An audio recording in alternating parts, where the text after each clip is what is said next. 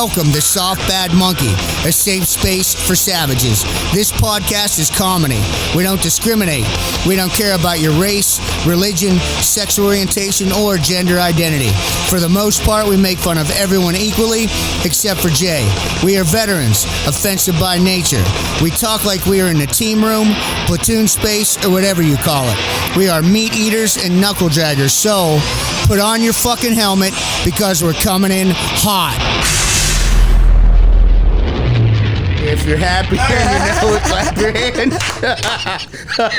I like that. Yeah, welcome to episode fucking 60 of Soft Bad Monkey with your host, Jason Delgado, Steve Rouston, and Paulie, the Leatherman. multi-tool. Multi-tool? We went back to multi-tool? He's a tool. Oh, he is a tool. I think we're going to have to just get a census and figure this shit out on every episode. It's That's either right. Tool or Leatherman. And Leatherman sounds too badass. I like Tool. All right, what was Paulie doing today with our fucking special ghost? Was he doing Tool Our shit? special guest at Ray Guasp on Instagram and at Double Cornholio. Two fucking awesome devil dogs that just got done.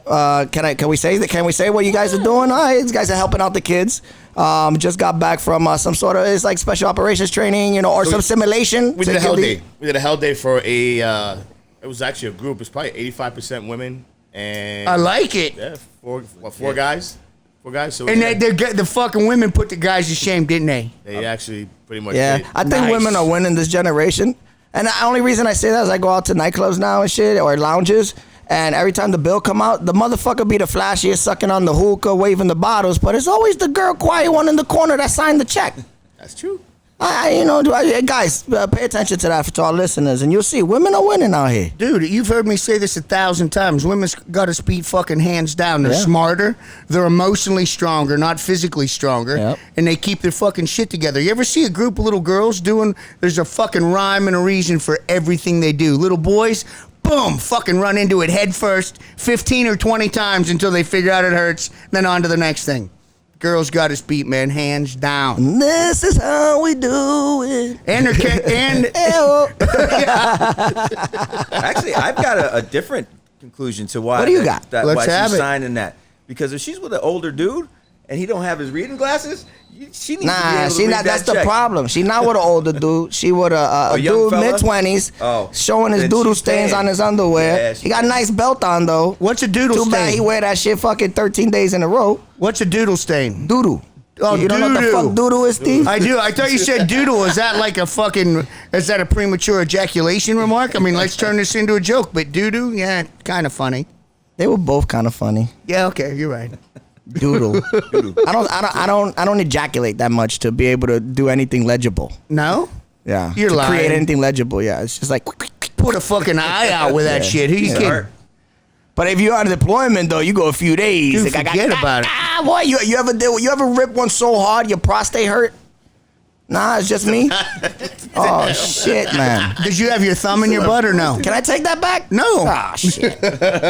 You're fucking editing this thing. You fucking take it all back. It don't matter. Yeah. That's true. You know. Anyway, so I'll you're leave it in training. there. You're training civilians out like there. butt things. You got 8 females, 4 males. The women, of course, totally fucking trounced the guys, and you gave them, what, a hell half day, 12 hours, right? Yeah, basically, yeah. Yeah, but you got so what, describe some of the evolutions. Are these people looking at going into the military, or what are they doing? Nah, I mean, I think today was more about self-empowerment. So we started at 4:30 in the morning. Started off with a PFT, mile and a half run, max pull-ups, max push-ups, max sit-ups. And I think the whole deal for these guys was they're all civilians. They're not looking to go in the military. I think it's more of a self-empowerment thing, seeing how far that they can push themselves. A gut check. Yeah, absolutely. I think, you always run into people, you meet people in the street, like, you go somewhere, you got a shirt on, you got a hat on, and they're like, oh, you in the Marine Corps? You're like, yeah. Well, I would have been Navy SEAL if I went in the military. And you always hear people say that, which kind of annoys the shit out of me, but, I mean, it is what it is, Right. Just like Mike Tyson used to say, everybody's got a plan until they get punched in the fucking face. Facts. True.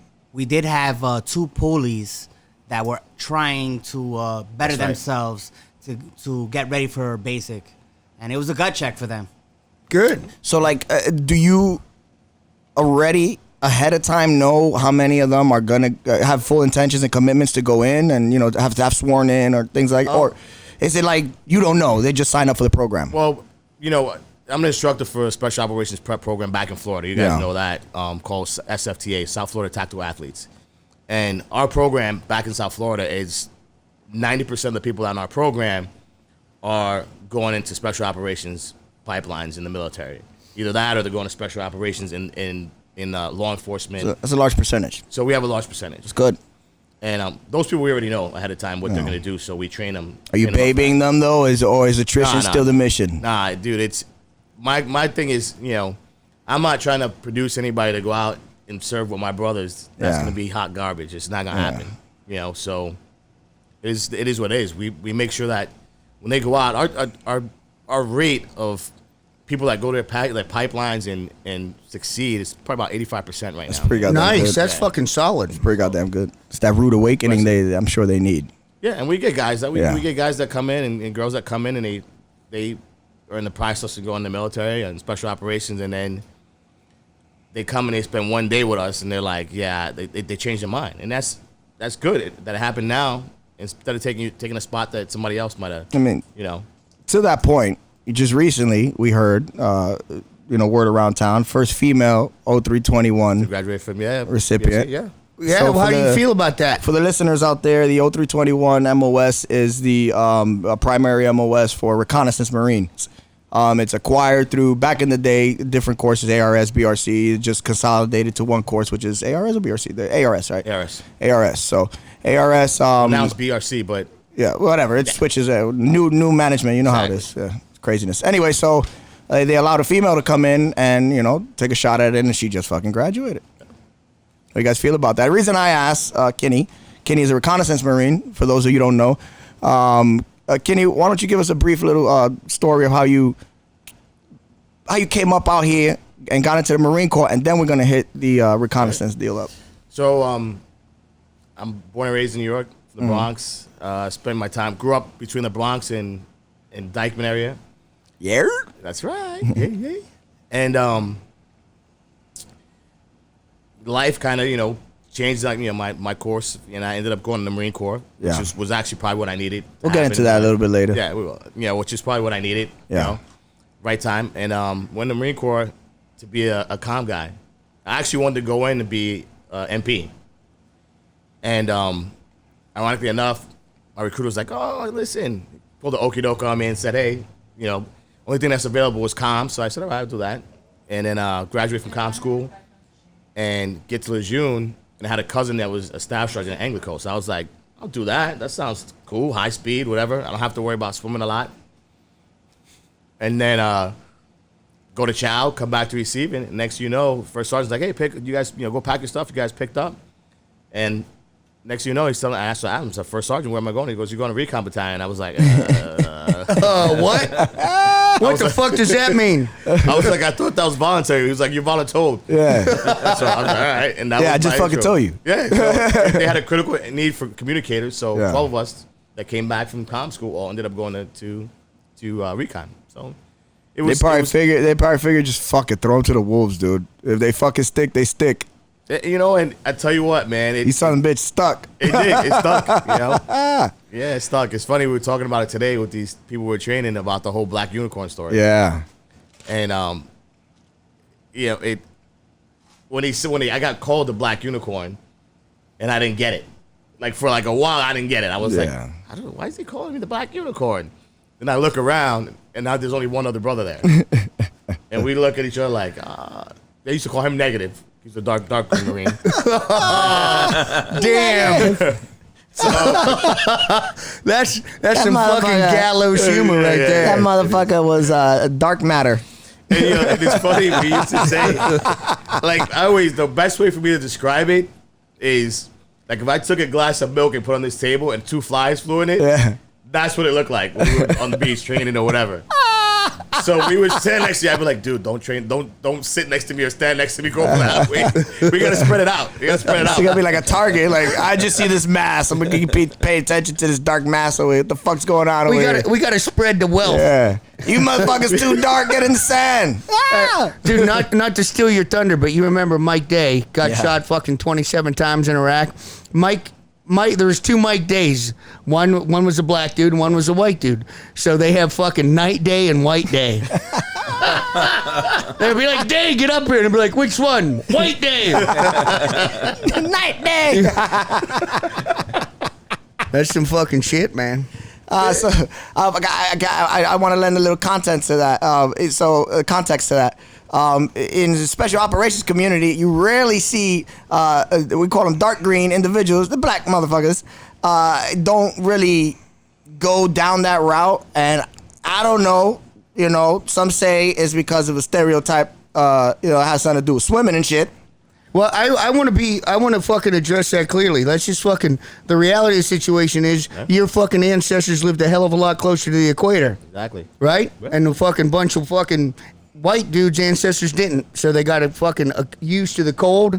Some of the musculature is a little bit different. They still swim dude, in the ice. I hear you. It's scary. Yeah, some white of my people are fucking crazy. best fucking friends are fucking black seals. So the point is, that's just the way it goes down. There's not nothing fucking, just a fucking, it's a physiological thing, man. It's fucking. But yeah, it's kind of And true. we were talking about today. Yeah. We grew up in the cities like It's this. 'cause we don't got opportunities to swim. I mean, I learned how to swim in high school. Right? And that's when I raised my hand to volunteer for the swim team because ain't nobody knocking down the door to join the swim team. And I found out I didn't know how to swim first day of swim team practice. That'll do it. Yeah, but I learned how to swim, and then I wound up competing in the butterfly and shit. I got nice, I worked at it. I drowned a few times, but yeah, it's not easy. It's not easy, especially when that's not a normal in the culture. Well, you grew up here too. Yeah. I mean, in the summers we have a Brother Clemente Park, right? La Pompa. Like the pump. Yeah. You gotta worry about drowning there. It was like a hood water park. And then we had High Bridge Park. We had Malali's. Malali's, yeah. And I remember, I think it was High Bridge. My Crotona. uncle tells Yeah. me, he goes, "You want to learn how to swim?" And I was like, "Yeah." And he just kicks me in the deep end, and I almost drowned. And I had the hugest fear of water, man. He's sitting there laughing the whole time. And he's like, "Swim." Well, I'm not swimming, bro. I'm standing at the bottom of the pool right Staring now. at him. Like, why? But, before going to the Marine Corps, I was like, I got to take a swim test. So I went, had a buddy of mine, John Jay, who taught me how to swim. And, the rest is history, man. Nice. So It's pretty respectable, bro. That's some fucking gangster shit. And the funny thing is, I don't think you really noticed until someone probably brought it up and you looked around like, holy shit, you're right. I'm one of the only brown dudes here, man. I'm going to tell you when I noticed it. I told this story today. I noticed it when you're in boot camp and you go I had to go back and try to do my, finish the swim quals, right? And all the guys at the Aqua Rocks, they would bring them back so they could teach them how to swim. And you look on the side of the pool, they have them sit on the side of the pool, and all brothers.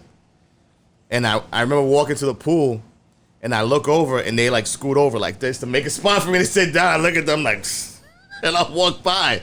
And that's when it hit me. I was like, there's not a lot of us that could swim like that. So I think, but there's a lot of us, Puerto Ricans and Dominicans and shit. We get in where we fit in. Yeah, we've been joining special operations in Vietnam and shit. You know True that. Yeah. We could dance on both sides of the fence. We go, you know why? Because we could go to Motor T and shit. Get the shit we need. Yeah. Yeah, that's why they used us. It's all right. Hey, fuck it. That's it. We used each other. Shit. Yeah, it. You know how to that's Hawaii it. cars. God damn it, we got another flat. Hey, I got you, baby. Those are my niggas down there. You know what I'm saying? Hey, all right. So anyway, man. with that being said, how long till we can expect a fucking sexual harassment lawsuit from the first female 0321? You know what? I was on Facebook and I was looking, and a buddy of mine from the community, Flash, he posted about it. As soon as it came out, he posted about it, and there was some really, I guess, mean comments, and then there was some great comments. You know what I mean? And I said, my thing is this. I'm all for, listen, it's a new era. It's a new era, and we kind of gotta get out of the dark ages and think, hey, they got women that are going to combat units now. So Yeah. you gotta suck it up and say, hey, it's the new norm. And my thing is, as long as the standards are not being lowered, and they got to go through the same thing you have to go through to get there and to earn that title. Listen, if you make it through, I'm all for it. And I can't see her making it through BRC or ARS you know, and not having that fucking alligator skin. Exactly. And not having to go through it. Mm-hmm. And the best way I can describe it is like being a dark green going through that program. Could it have possibly have been, and we all know the bureaucracy within, there was a microscope on that class. I mean, yeah, it's possible, but I can't see. Is she truly ready for the fucking onslaught? Because, you know, and this is the thing that I don't think the majority of normal folk understand is that's a part of the culture. It don't matter if you a man, an alien, a fucking none of that shit. You getting it. Everybody's getting it. It's almost needed, right? It's almost a desensitization of your emotions so that you can stop letting things move you emotionally and make calculated decisions. I think that's why I want to say that's why I think it's in our culture. And to try to like take that out of it, I don't know. But I hope that's not the case, and I hope she did get run through the gauntlet, you know? I think she's probably... I just can't see the instructors, man, just saying, okay, you know what? We're going to make this. Because I don't think it would happen in that community, you know? I think, listen, if she, like I said, if she made it through the program and the standards weren't lax or whatever and they weren't changed... That's some tough shit. Then you know what? Listen, you got to give her... That's all the credit. Props, yeah. And she's not the first. We had a female that made it through MARCSOC. Yeah, that ain't no big but she didn't get selected. Yeah. And everybody said this shit. Well, there's a ton of reasons why you don't get selected. Maybe psychological. Exactly. It don't mean you didn't hack it. You know what I'm saying? Maybe they just don't like you at that time, you know? But some of them psychs is kind of crazy. So the concern, I think, is this. I think you remember there was I think she was a staff sergeant. And she was in an infantry unit. And she ended up marrying one of her subordinates. Oh. And getting pregnant, I think, happened. Jesus Christ. So I think that's the big concern. The big concern is anytime fraternization. Exactly. You put men and women. And it fucking should be the big concern. And it is. I mean, don't get me wrong. Regardless if you got a penis or not, who fucking cares about that shit? You can pass the fucking basic standard fucking requirements, then I'm all for it. However, when you're in the fucking units and you're telling me that shit's not going to happen, men and women are sexually attracted to each other. That's just the way it goes down. And then you got a bunch of hyper-aggressive people doing whatever the fuck they're doing. They're kicking doors in, they're murdering motherfuckers, they're coming home, they're cleaning their gear, they're drinking beers. They're going to be having sex, and then there's going to be fucking relationships, and then there's going to be love triangles, and people are going to be getting smoked. People are going to be fucking killing themselves. Because I don't give a shit who you are. Somebody's fucking banging your chick, you're either going to stab them in the fucking eye socket or beat the Jesus out of them. Something's fucking going on like that. So I'm not saying that women shouldn't be out there, because I'm a fucking absolutely about equal rights. But if that's going to happen, then let's address it. We're going to have fucking female fucking special forces units and male special forces units. Can I just interject with one idea? Please do. I agree with you, and I agree with you in the fact that it's inevitable.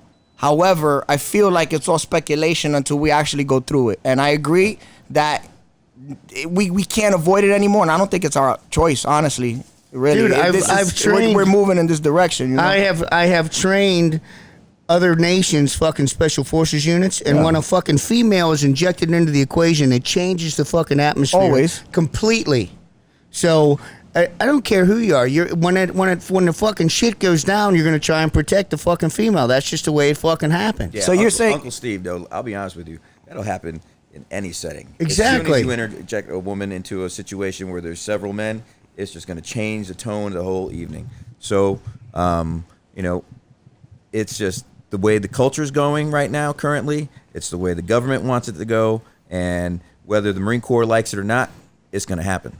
And that's just the world. It's going to happen. Like I said, it's inevitable. I agree with you. You know it's inevitable. I mean, whatever the issues that we're going to see, they're coming. They definitely are. My question to you is, Steve, how do you see this transition going down properly? Do you think a separate female special operation? I do. I think that women should be able to join whatever unit they want to, period.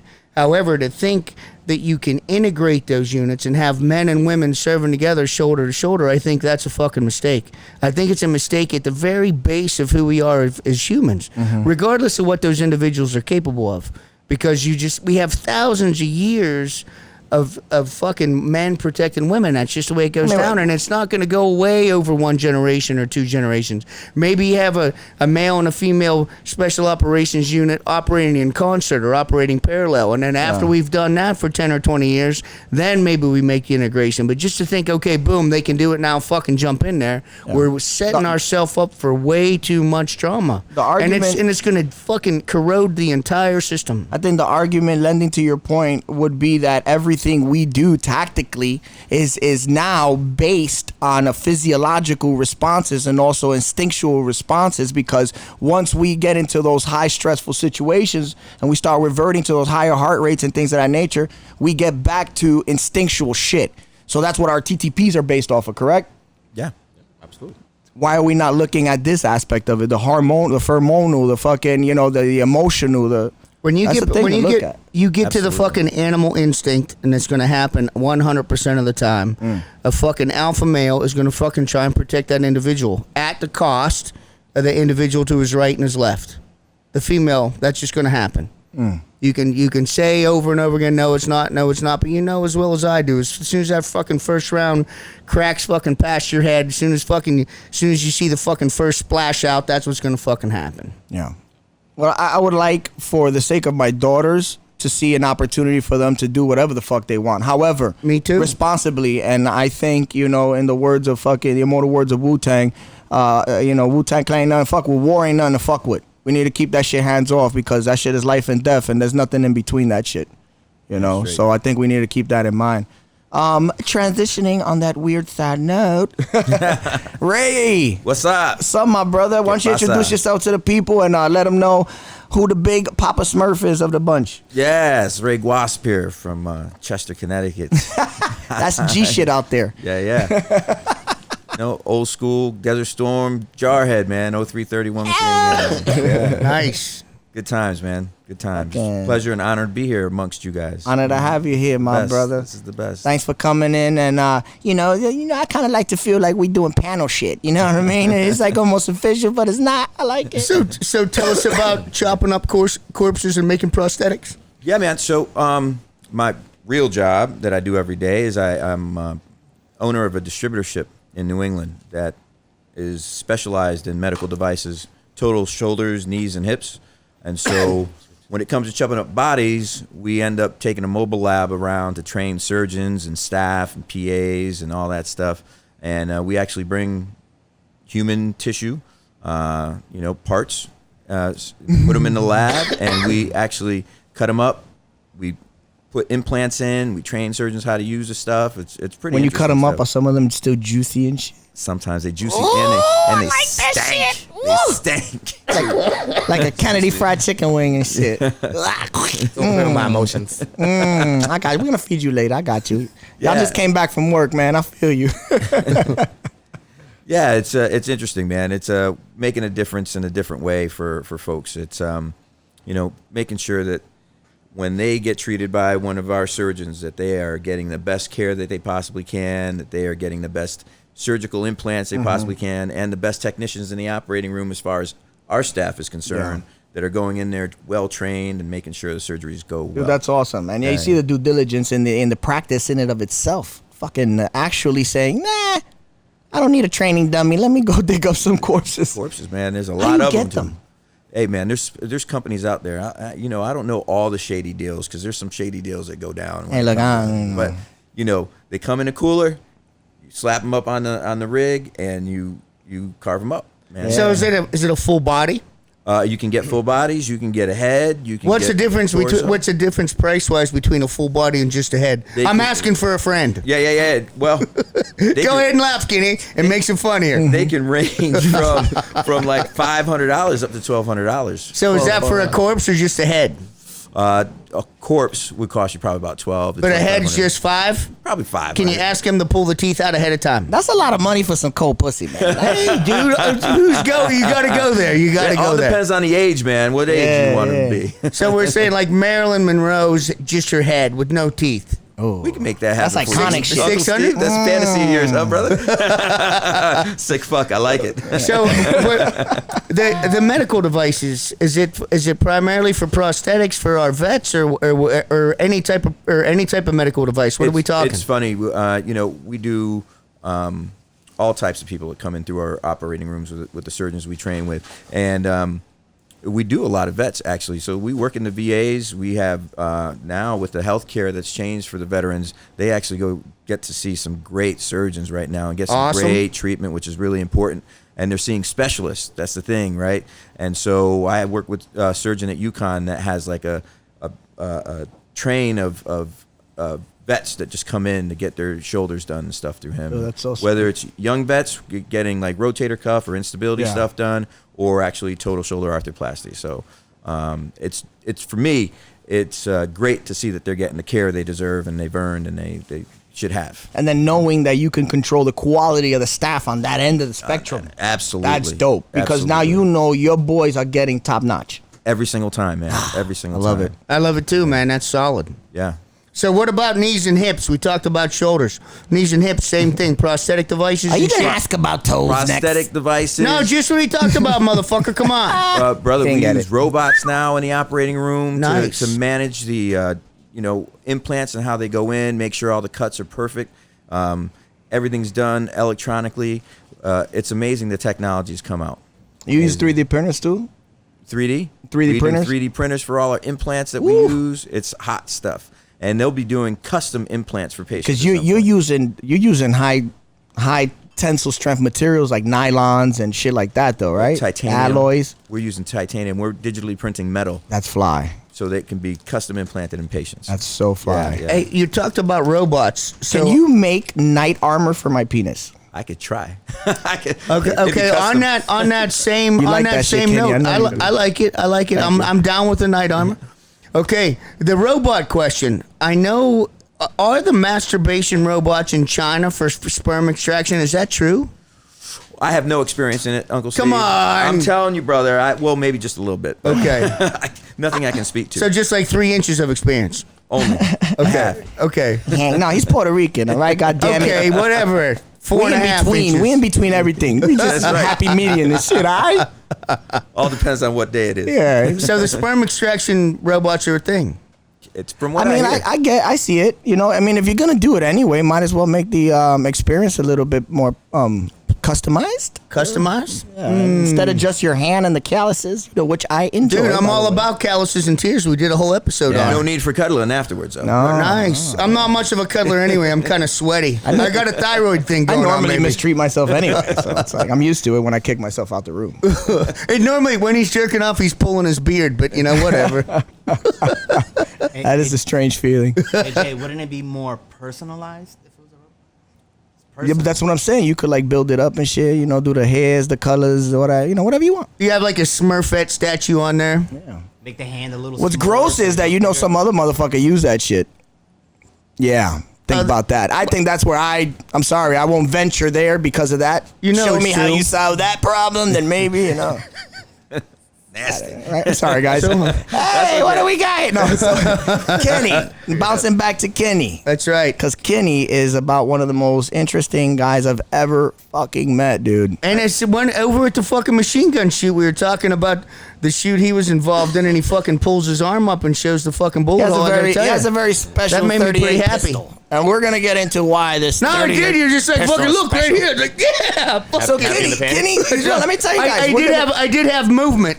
I did. It was all no. mulch. I could Borderline mulch? That was mulch. It was there? I did. It was mulch. Hey, he admitted it's mulch. It was blood movement below the waist for sure. But he's got a few stories like that. And then Kenny's like been at the beginning of a lot of shit. You know what I'm saying? And also has crossed has crossed paths with a few celebrities as well along throughout his illustrious career. A very vibrant career, should I say? I mean, it's different. Yeah. You went all in service, should I say? But you went across the spectrum. You went into the military, right? From being a fucking shithead out of here, you know? You went into the military, and you went to law and enforcement. fucking Recon Marine, not just the fucking military. That's the tip of the spear special shit. operations, all right? That's tip of the spear shit. Tip of the spear shit. Then you also went contracting. Yeah. Which, fuck, every juncture of your fucking career, some hot shit has gone down with you.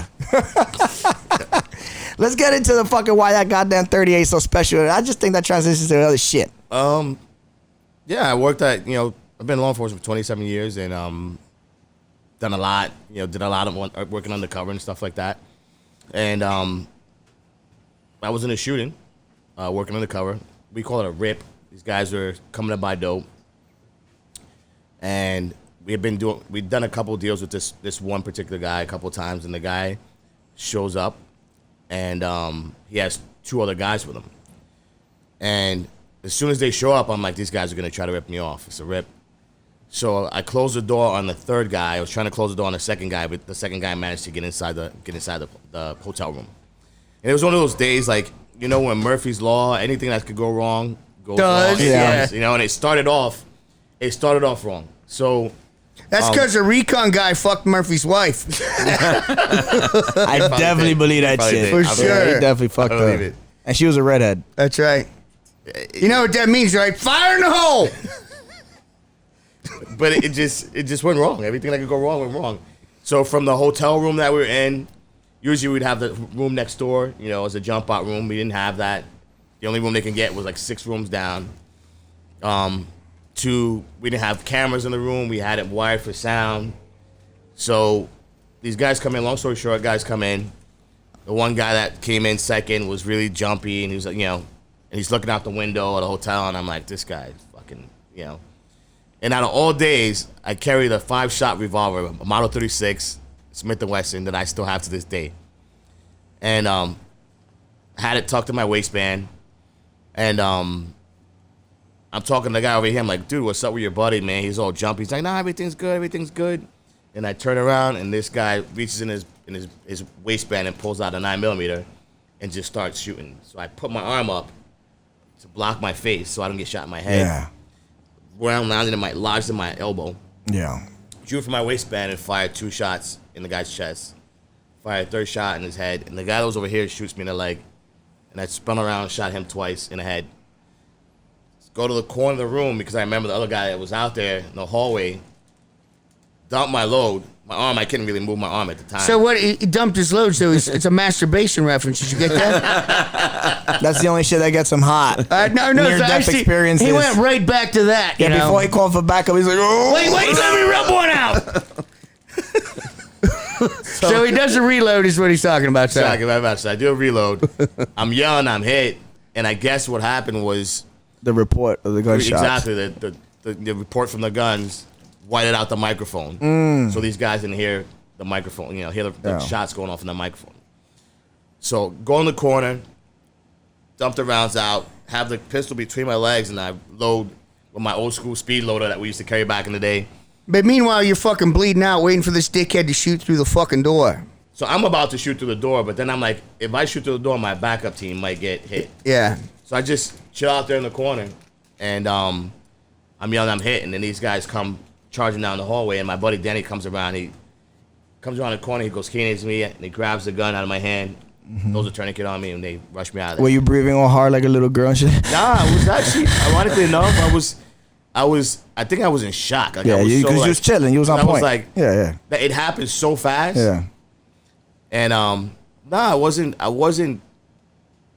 breathing super heavy. I don't think until I got in the car. Yeah. Because I don't think I realized. Your fight or flight kicked in and Exactly. you threw down. And then Yeah. when I realized that I got shot in my leg, I had a pair of light jeans. You got nauseous and shit? And I was like, oh my God.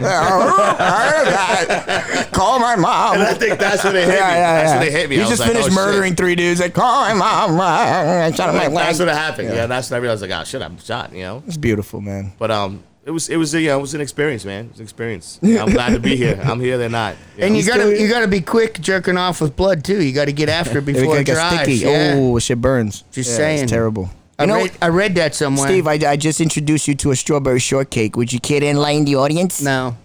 Oh, Steve. Dude, He blushed. that's a rough one even for me. Wow. Somebody asked me, what's a I strawberry want to know what shortcake? story is.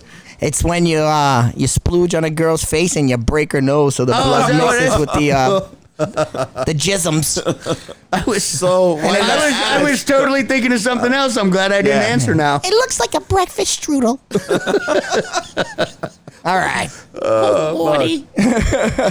So I met fucking Kini out in Puerto Rico, you know, through our homie, fucking Joel, who runs the Timber and Blues out there, the bar out in Aguadilla. And, you know, we're associated, we're affiliated with Recon Sniper Foundation. And, you know, the beautiful thing about that is y'all real, you know, a bunch of dudes that it's just not hashtags and all this other fucking, you know, shit you see running rampant out there. It's legit phone calls. It's, dude, we're going on a fucking, you know, excursion, fucking Puerto Rico. We're going surfing. We're going to fucking Finland. Stay at my mom's house. You guys are down, right? Yeah, I'm not lying. So, you know, it's you guys fucking maintaining that brotherhood after the fact and keeping this, and you know, we help each other out. I love it. It's a beautiful thing, man. And a machine gun shoot that we just did in Pennsylvania. Fuck yeah, exactly. So to lead off to that, explain to us how we got connected with the Recon Sniper Foundation and also just the brotherhood in general. So, you know, our circles are small. So we end up going out to. This is actually my second trip, I think. Right, second trip to PR. Yeah, second trip to PR. So first trip was Brando and I, and we went out to hang out with Joel. It was a good time. And then it was supposed to be a whole bunch of people, you know, but life gets in the way. Guys couldn't make it or whatever. So we said, you know, we're going to go back. So we get... Motherfuckers are famous and shit, selling yogurts and shit. Exactly. So Joel's like, listen, you know what? I'm gonna launch this new rum for Timber and Blues. And you guys got to come down. I'm going to have a party just for you guys. And it went from this small little thing, and it just morphed. He was like, and then I'm going to have Jason come down and do tats. And it turned out to be like an amazing event. The best. It was insane. Yeah. It was insane. Actually. It was insane. Yeah, man. Dude, and I would just like to see that continue to grow. And we even talking about looking at property out there. Yeah. You know, just a place for, you know, vet rehabilitation. Because honestly, at the end of the day, what it was is we just got together. You know, once the call went out, like Kini said, it wasn't too many motherfuckers not rogering up. So I think we were all at that point, you know, like, yeah, I could use a little fucking decompression. Yeah. No Old doubt. school style, bunch of fucking, you know, butt naked motherfuckers running around with CLP and shit. Yeah. Well, I want to hear Ray's. Ray said it was the best. So you obviously have a story in mind from that trip. So let's hear about it. Well, it's deeper than that, man. You know, it's funny because Kini and I never served together, and I didn't serve with a lot of guys. I didn't serve with Jay. You know, Paulie and I never served. But I can tell you, and even you, Uncle Steve, we connect on a whole different level. Oh, right? yeah. People don't understand our humor. People don't understand what we went through, even at boot. You know, let alone when you go through SEAL training and everything else like that. We're all a little bit different, but we all understand each other. And we've started to create a network of veterans, which is amazing, right? I mean, right now it's Devil Dogs, but we have Army dudes who are in there, Navy guys, you know, and it's tight, and we communicate on a daily, if not weekly basis. And we touch base with each other. And it didn't matter where you served or who you served with. It's just... you want to make sure everybody's feeling good. I mean, there's guys in Idaho that I've never met. Guys out in Minneapolis that we've never met. And we've got this like... Louisiana. Yeah, all over the place. Yeah. But everybody touches base and, you know... And then it's as if even if you never met them or you already know them, there's no maintenance required. Right. It's like a fucking turnkey kind of operation. Love it's like, it. I know you, and just the fact that you're a Recon Marine, you're a Scout Sniper, you're a Marine, period. You success. Yo, that's it. I know your work ethic. I know your core. I know your cloth. You here, you with me, we brothers. That's it. Let's move on. Let's get to the fun shit. You know what I mean? Well, even me, for example, Jason just added me to that chat on Instagram, and the next thing you know, here we are. Jason actually came back from the last trip, and he was talking about you guys are all sitting around drinking and stuff, and of course, the one guy that likes to have his wife peg him is the fucking Navy guy. Dude, my TV, I totally forgot about that because I filled Steven on everything, and Steven's like a fucking stenographer and shit. He's like, yeah, who's that guy that pegged him? Because I was introducing you guys. I was hoping it was one of you guys, right? And I was like, what? I was hoping. Hold on, if they my bros, fuck that. I don't be chilling with motherfuckers that like to get pegged. Nobody does that. No, but I was hoping it was one of you guys because I was gonna wait till there's like a giant fucking crowd, right? And be like, "Hey, are you the guy that likes getting pegged, right?" And for maximum fucking impact. And they're like, and we were talking to you we're sitting down having breakfast, surrounded by a bunch of families and shit. And Jason, no, swear to Christ, that's exactly how it went down. Yeah. In this old train car in Pennsylvania, having breakfast, and Jason's like, "Hey Ray, who's that guy that likes getting pegged?" Steve was saying something, and we're sitting, but there's families all around We us. have a We're like tendency having to forget who our audience is sometimes. You know, that's alluding to Ray's point. Like once we get with each other, it's almost like that's it. Nothing else exists around us. It's like fucking kids at the playground, you know, on that fucking spinny thing. Yeah. Everything else is just a blur, and we're just there in the circle, like, you remember you fucking blew that dude's head off, man. You got a bunch of psychotic kids on the tilt-a-whirl, and then whatever. Like to give you an idea, we were in a car, and I think we were driving to the store to go get something to make dinner, to go. I was gonna grill for these guys or whatever. We were in the car for about an hour, just doing this whole Skit. this whole skit. It was like Marty! somebody's Jewish grandma from Boca. Yeah, me and their Brando, we go grandfather. in with the Jewish ladies. Brando is like me, but white, you know? So it's like we go back and forth. It's beautiful. Why you keep saying, dude? You're just almost as white as I am. But you don't make fucking voices, Steve. No, I don't. All right, that's what I'm saying. Like me, he's a voice guy. All right then. Jesus, no one's like you, Steve. You scare everybody. That's a lie. Jesus, my butthole's pumping right now, sitting next to me. That's not fright. That's attraction. Yeah, okay, Whatever. whatever. It's Call a it thin line. So you're out in the car for an hour making skits about Jewish grandma. Jason, that's Jason's go-to, by the way. Yeah. Funny as shit. I can't remember what we were doing, but he broke into the Jewish fucking grandmother thing, and I couldn't even talk anymore. I was laughing so fucking hard. I'm sitting here crying, trying to continue a podcast, and it just wasn't happening. Yeah, Oh, we did it for like an hour. It was dude, it was so funny, man. So I come back and I got my kids on the ground like doing push-ups in my program, and I'm playing a video for them. And they're like dying laughing. So the whole time I'm dropping them, they're like, "Oh, Morty, how many more push-ups do we have, Morty? Marty, how much farther do we gotta swim? Fuck you, motherfuckers. By the way, these Recon motherfuckers.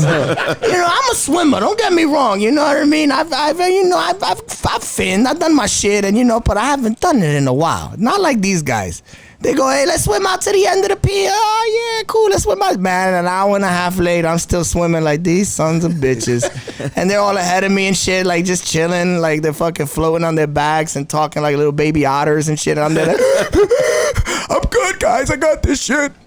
I'm glad you guys didn't pay any mind to that and not address We it. good. We're like, it's good. You even let me Piggy, fucking piggy float, go off to piggy the float. side and fucking, breathe hard and shit. Cool. Thank you. I appreciate that, guys. Dude, they love that video. These guys always talk about that video.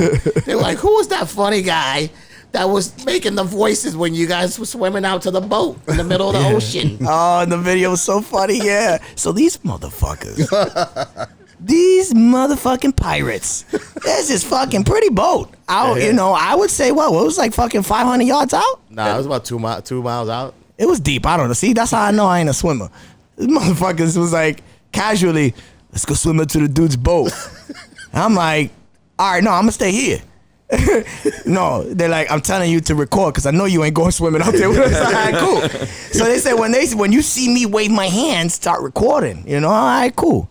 Yo, I swear to God, like 40 minutes later, I forgot. I got drunk and everything. We on the beach drinking, looking at women walking by. Next thing you know, I'm just staring in the water, and these sons of bitches fucking breach the water and get up on this dude's boat. And they start like dancing on this guy's fucking boat. And I start recording, and I'm like, "Oh my God, look at these robbers here. They just jumped on this man's boat. What are they doing? There's a black man there. You see him?" Yeah. So, man, I love that shit. Oh, that's fantastic. Yeah, I was love that standing shit. next to you when you were doing that, Yeah, brother. and I don't give no people no warning. I just go. Oh, my God. Yeah, we were drinking those cold medallas, and then we went and had a couple those shots. fucking too. medallas We were are so lit. dope, man. And that sun, ooh, so Dude, I good. came home from that trip. I had to go to the hospital and get an IV. I was Yeah. so dehydrated. And your neck. We drank for 3 days straight. Shit. And your neck, right? Yeah. My penose. I put it like this. I went from the strip Was club that to the a airplane. urethra reference? I was waiting for you. I went from the strip club to the airplane. That's true. That is true. How the fuck else do you do it? Yeah. My pinky was still stinky. That is true. That's a baller move. It's not a good trip if you can remember all of it anyway. No, we have photos. Oh, that's fucking dangerous. No, I'm joking. There's no photos in my phone.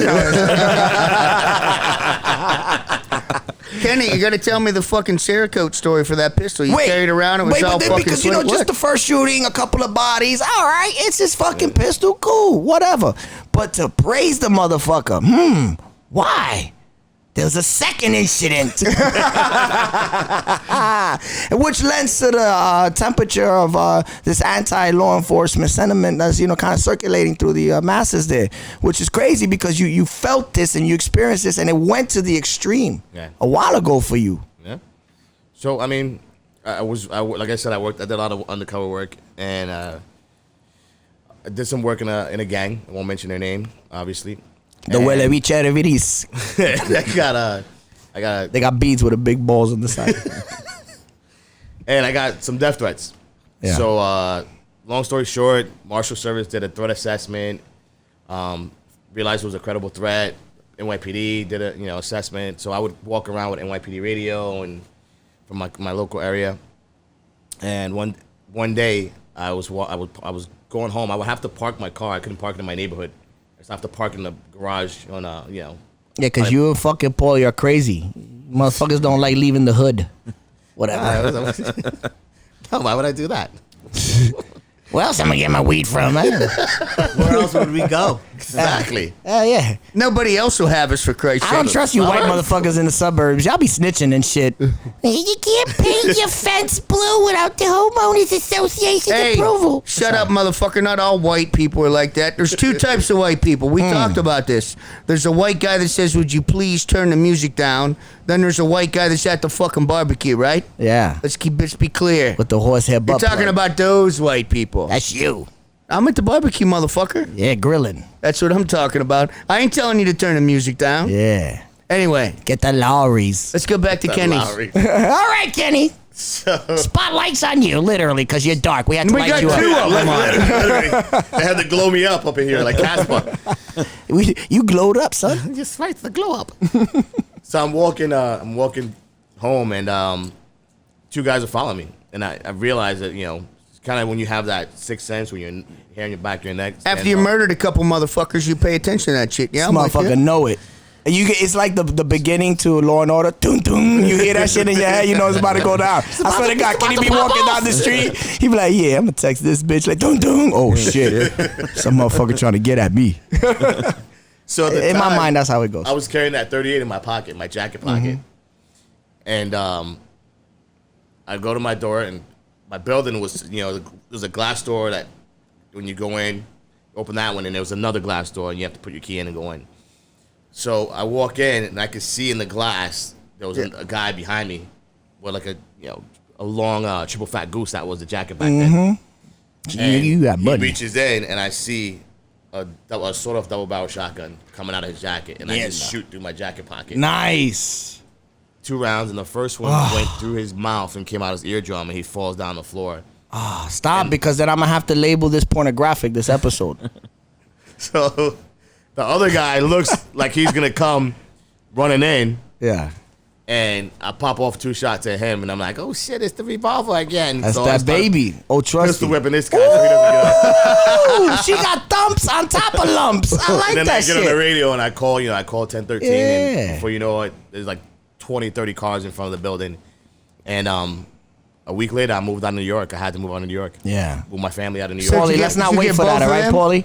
You got No, both of I them? just got one of them. Motherfucker. I got one of them. He lived, obviously, but they caught the other guy a couple blocks away. Oh, good. Yeah.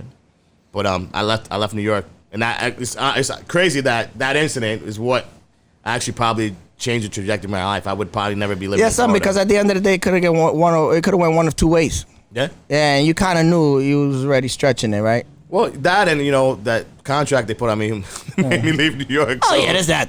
There's that. Yeah. So, Well, But we live differently now, though, right? No, but that's Yeah. but the fucking reality is that's fucking real, man. These fucking Listen, gangs, it's what we sign up for. they make It is what fucking it money, is. and when Yeah. they put that fucking they fly that note out the, there. The only reason I say that, I don't want to make fun of it. I'm just saying, like, you know, I think, and we brought this up a couple of days ago. We're at the point in our lives that we would listen to our sixth sense. Right. You know, but I absolutely. yeah. So what I want to, you know, tell to the young heaters out there, the ones that are still in the fight, you know, sometimes when the hair stands up in the back of your neck, yo, just chill, B. Take a sills. You know what I'm saying? Right? Yeah. Stop, look, listen. For a reason. You smell. Pay attention to Shut that the fuck shit. up, all that Hey, shit. Quick question for you. You said you had 5 shots. You put 2 into the first guy and two at the second I guy. shot 2 out the door. So why did you, just in case shit. curious, why didn't you put the last one in that guy's ear when he was down? Even just in case, you need the last one. Cause I was like, what would Jesus do? Yeah.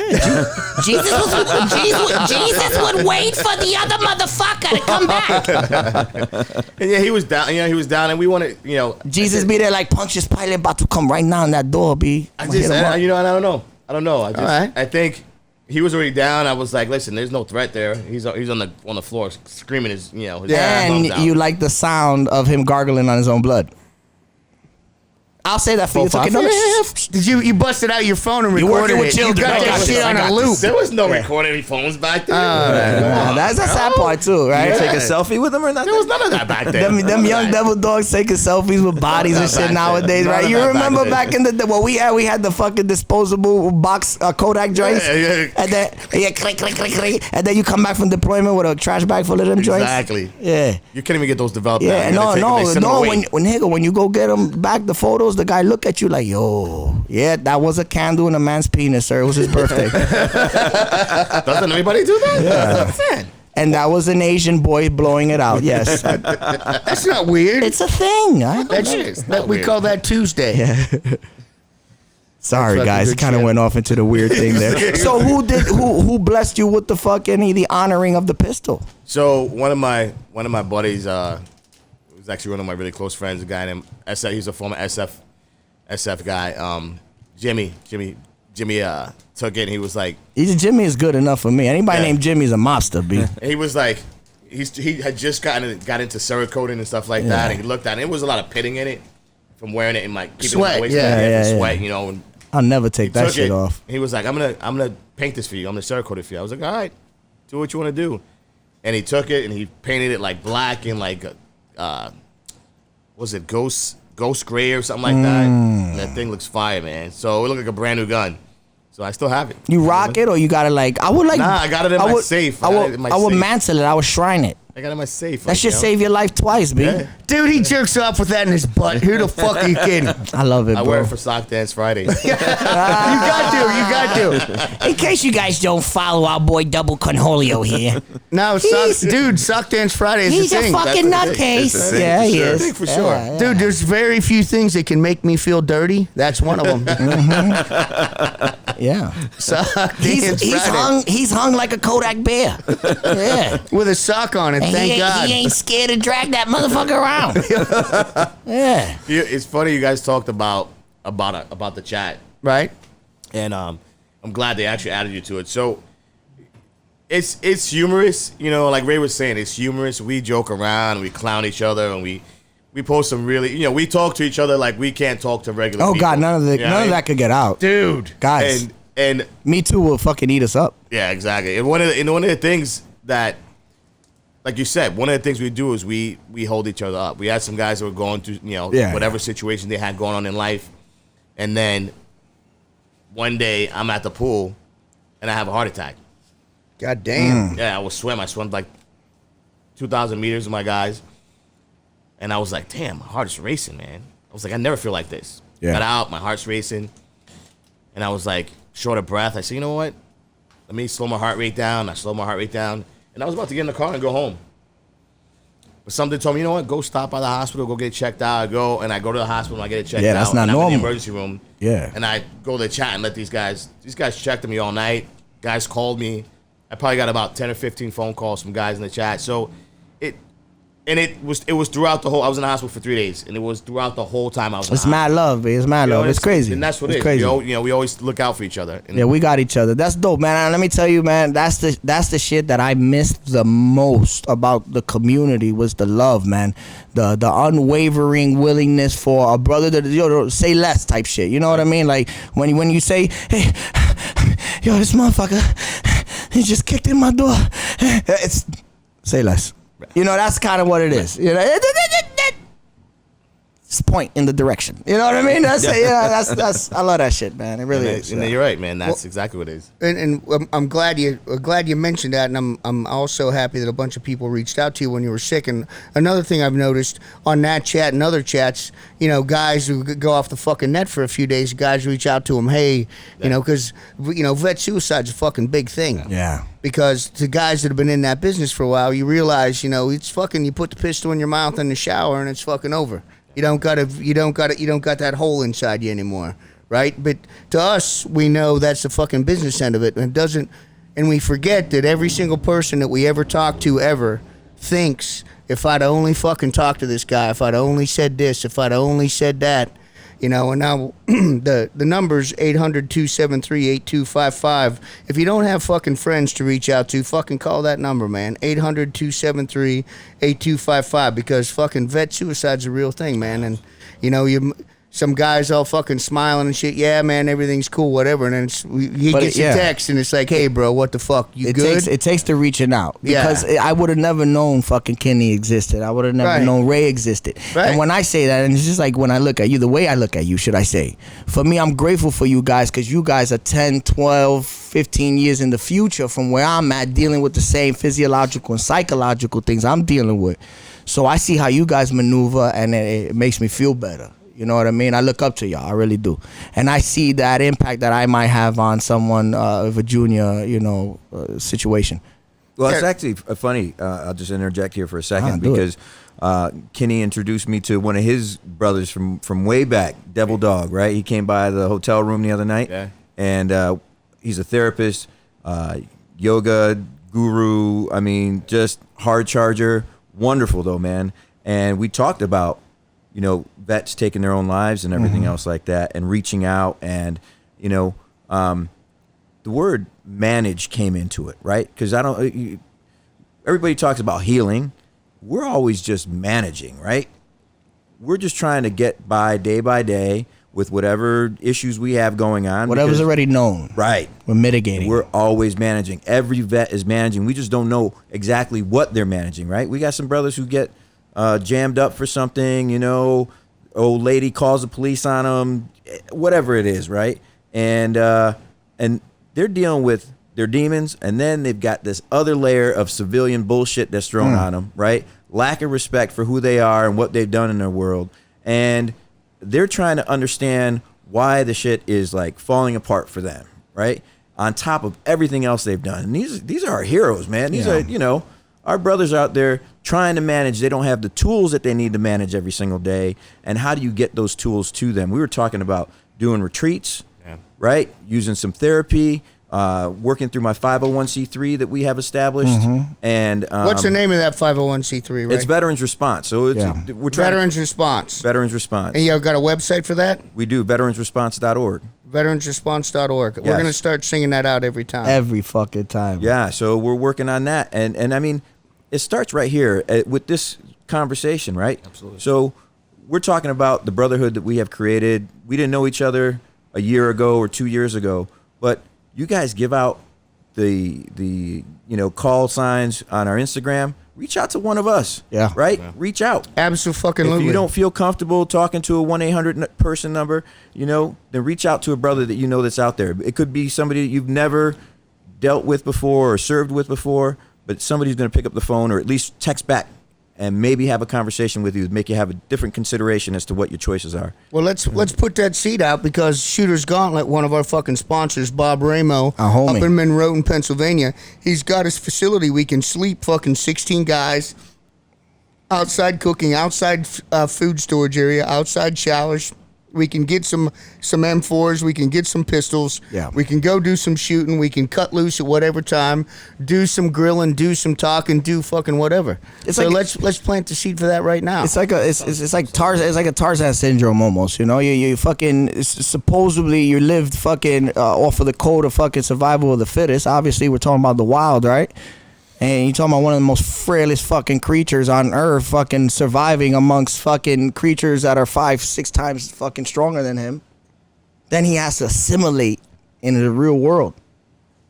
You telling me there's not gonna be any signs of that savagery there?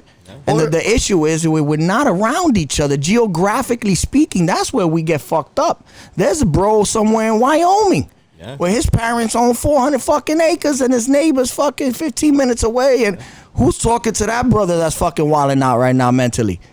And this is where we need to keep that network strong. No, I agree with you. And not only that, whether it's contracting or whatever it is, you spend X amount of time somewhere else, you're fucking bumping and running cars out of the way. Somebody doesn't do what you fucking say. You put a pistol in their mouth, get them on the ground, fucking shake them down. Whatever the fuck, you go do that for whatever period of time. Then you come back here, and then you have all these rules that you're supposed to fucking follow. And then meanwhile, somebody slams a fucking car door and your fucking asshole slams shut. You're instantly fucking sweating.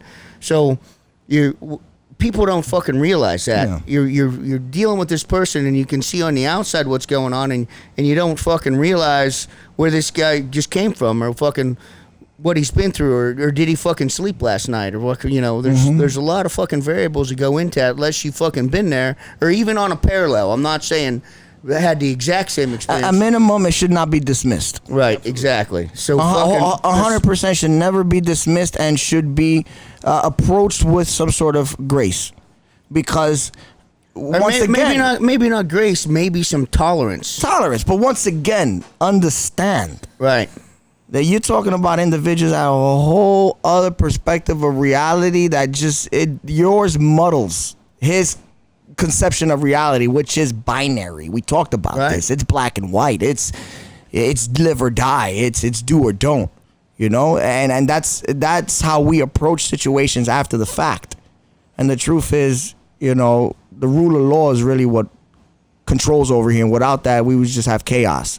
You're right. You understand? And in wartime situations, you know, we don't abide by that. We abide by survival of the fittest, you know, and also you know, violence of action, momentum of fucking action and violence and all that shit, you know, because it's binary. But we have to understand that we need to be conscious of that and try to exercise gray shit. You know what I mean? It's hard, man. Life's ROE, man. You know, different rules of engagement. And like you said, if you can't mitigate and keep motherfuckers away from you that require that shit. Right. You got to cut them out. Cut them the fuck out quick. If that baby mama's back to Ray's point, fucking reach out, man.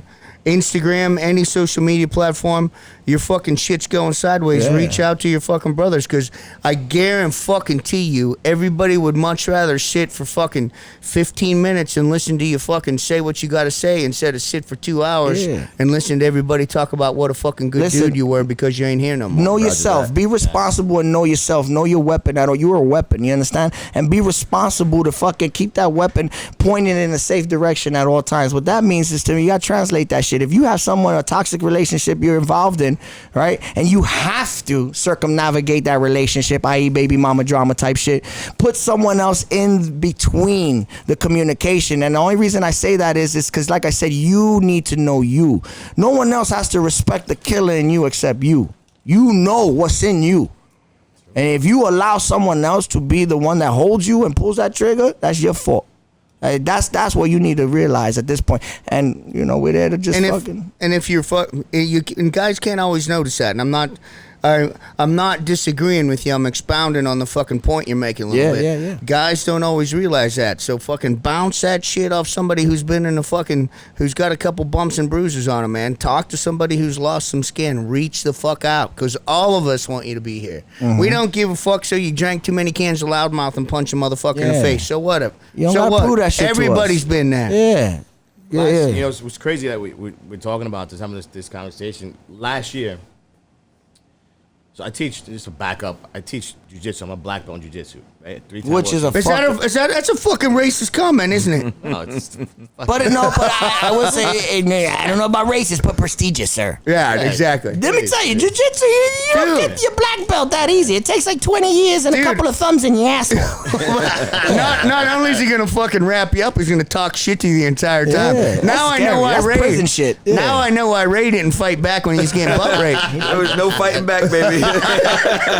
Just Ray's please, like- please hurry up. You ever heard Bruce Lee's philosophy? I flow like water. But I mean, on a serious note, I used to have a gym, right? I had a jiu-jitsu gym, and I had it for 3 years. And one of the things that I started doing was I started teaching vets that would come in with PTSD, jiu-jitsu as a form of therapy. I found that was therapeutic for me when I started training, when I got back into training. I took like 6 years off, became a fat ass, was depressed, and and then something told me, you know what, get your ass back into training, and I did, and it changed changed my life. So it got to the point where I was working to keep the doors open so that I could do the things that I love to do, so I can work with these vets that would come in, and it was like these guys. I called it choke therapy, because these guys would come in, and it was twofold. I would introduce these guys. These guys would introduce people that never served in the military to guys that served in the military, came home that is still kind of halfway over, left part of themselves in another country. Yeah. And now these guys are interacting with these guys on a whole nother level, and they're building these bonds and these friendships, and saying, "Hey, man, I don't know much about what you're going through, but if you ever need to talk to somebody, call me up." And I was like, "This is what it's about." Mm-hmm. So The outreach. yeah, exactly. You know what I mean? It got to the point where we know when a guy would come in, and you look at his face, and I'd be like, so we would hold church right before we started training. We sit down and be like, "Hey, anybody got anything going on?" And guys will start talking. That's dope. I almost didn't come to train today, but you know what? Something told me to get up and come train. I feel 20 times better. Then we choked the shit out of each other, and you go home and you felt 20 times better. Sweaty little butterballs. So through that, after that, I decided, you know what? I'm gonna close my gym down, man. Yeah. I'm gonna close it down. I'm gonna teach out of my garage, so I can train anybody and everybody that wants to learn how to do jiu-jitsu. Can I interject on that? What I'm gathering from that, and it's crazy because to me it speaks to the economy of this day and age. And it takes a person that's passionate about their craft and wants to do the right things and makes them become someone morally comparable because of their fucking financial. What I'm saying is, I'm sure you did that because you had to take people that were disinterested and all, because you need that membership. You need to keep the lights on, keep the door. And that also took away from you being 100% into the teaching. Exactly. Because now you was a business owner. Now you was doing profit and loss sheets and all this. It wasn't the fun. fuck is this? It's just whack, yeah. So So to take it and make it more personable again, it allowed you to do. it was. That's dope. I got that. I don't know why. I felt warm. I wanted to regurgitate that. Well, you feel warm because there's there's several homoerotic references, and you're aroused. Is that what it is? I'm just saying. It's a lot of Marines in here. That's all right. Long story short, I meet this kid at one of the vets. I'm a mentor in a vets group called Lance Corporal Lutz, Buddy Up. Live to tell. The lady who started the program was a lady named Janine Lutz. Amazing lady. Her son came home. He was a Marine, came home. She had no clue about what PTSD was. She was just glad her son made it home. And he lost his life to suicide. A couple years later, her younger son, who actually found him, they were kind of disconnected. I got them back together, and they started talking. He decides he's going to come home so they can reconnect. He's going to go back to school. 2 weeks later, after he tells her that, he shoots himself in Orlando in his car. It's terrible, bro. So you have a mom it's like we always say, it's a domino effect. It's a ripple effect. So this lady lost 2 sons to suicide. So at one of our meetings, I always give my card out, tell people, hey, come train. This new kid comes in, new Marine comes in, kind of sits in the corner to himself. And I give him my card, say, hey, man, if you want to ever come train jiu-jitsu, or if you just need to talk, call me up. All right, yeah, maybe I'll come through and train. A week goes by, and I get this phone call at almost 1 o'clock in the morning. And something told me pick the phone up. So I pick up the phone, and it's that kid. He was like, I'm sorry I'm calling you at this time in the morning. He goes, but I found your card in my wallet, and you said if I need to talk to call you up. He goes, I'm sitting in my living room, and I got a bottle of Jack on the table, and I got a 45. And as soon as I finish this bottle of Jack, I'm going to blow my brains out. I keep him on the phone, get dressed, drive to his house. He opens the door. Yeah, I keep him on the phone the whole time. I get there, open the door. Sure enough, that Jack is... There's probably about this much of left in the bottle of Jack, and that Kimber was a Kimber 45 was sitting on the table. Nice one. And I told him, I said, hey, I'm gonna take this gun off the table. We're gonna sit here, we're gonna drink the rest of this bottle of Jack, and we're gonna talk. And tomorrow, I'm gonna have somebody pick us up, and we're gonna get you into a program so you could talk to somebody and get the help you need. He was like, all right. We sat there, we talked, and we drank that Jack until 6 o'clock in the morning. Kid now, he and I, we talk 2 or 3 times a week. You know what I mean? But it was that event, you know, that changed his life. The decision you made to be unwavering in that and just be a part of that. Because a lot of, you could have hesitated, you could have called someone else, you could have, but you kept them on the phone. So that means in a split instant, your heart made its mind up and said, I'm the one for this kid right here. I gotta go. And that's what we talk about, man. There's fucking people that fucking talk about it, and then there's people that fucking are about it. Mm-hmm.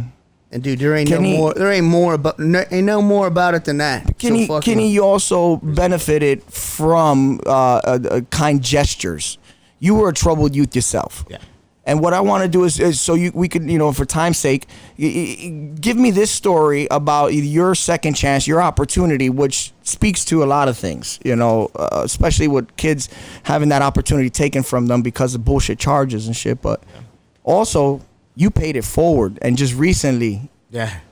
So get me into both of those. So when I was a kid, you know, my dad was a heroin addict my whole life, pretty much. He was a vet. He was an Army vet. And we didn't have a relationship. So I carried a lot of anger, a lot of, you know, resentment, a lot of anger. And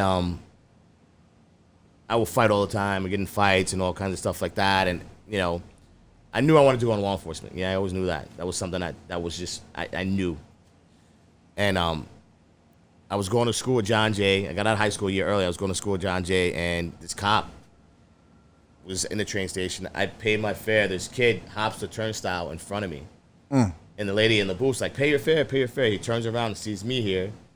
The kid that hopped the train ran up the stairs and got on the train. The cop grabs me and starts harassing me. And I just snapped and just lost it. Like I blacked out. And next thing you know, I got 5 guns pointed at me, and I'm in handcuffs.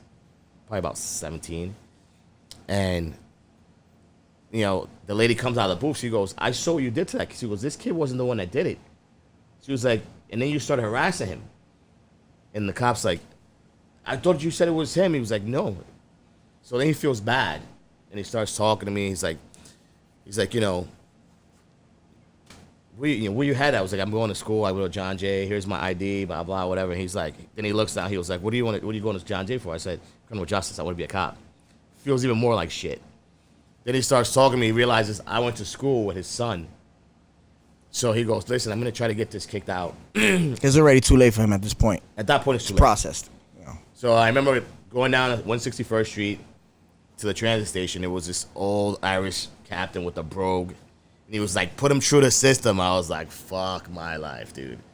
Because to you was just another little black kid in handcuffs coming in. That's it. You know what I mean? I was like, this is something I never wanted for my life. Like, I was like, if I'm going to put somebody in jail, you know, I don't ever see myself being behind bars doing it, you know? And can I say, considering, before we go in, the fact that you did continue on with that aspiration of yours and decided to try to, like, do something the opposite side, yo, commendable, bro. Appreciate it, brother. Appreciate it. So, long story short, is I meet this recruiter. He goes, listen, you know, you seem like a good kid. Why don't you go in the Marine Corps? He goes, I know the judge. The judge was a Marine, blah, blah, whatever. Go in there, and he talks to my attorney, goes in, stands up in front with me, and tells my attorney. Next thing you know, the attorney's telling him, he's going to the Marine Corps, blah, blah. He's never been in trouble.